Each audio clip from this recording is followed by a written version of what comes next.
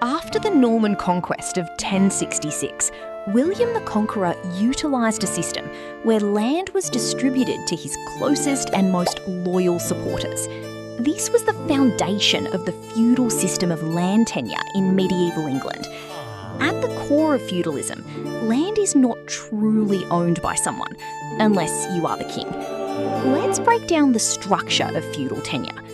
At the very top sits the king, the ultimate owner of all land. Below him are the tenants-in-chief, powerful nobles who held land directly from the king. These noblemen were given land to manage in exchange for their loyalty and service.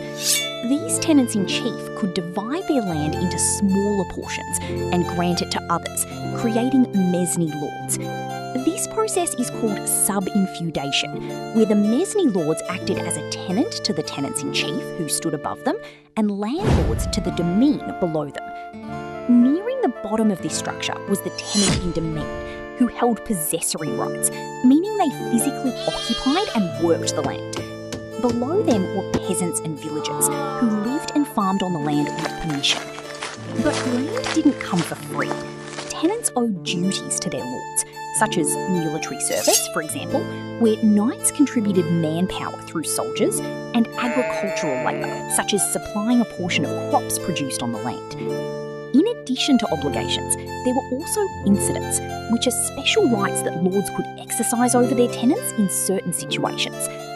Key incidents included relief, a payment made by an heir to inherit land, and marriage, where feudal lords held the right to control the marriages of their wards and tenants, often profiting for such matchings.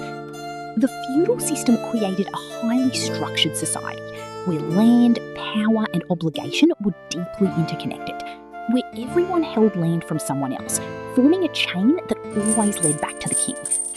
Understanding this system helps explain certain concepts in modern property law, such as how all land is held directly by the Crown, Mabo, and the doctrine of tenure. However, this doesn't make the feudal system of tenure have any practical significance in modern-day society, as we are not required to fight wars or farm to keep the house, nor does your landlord have a right to restrict who you marry.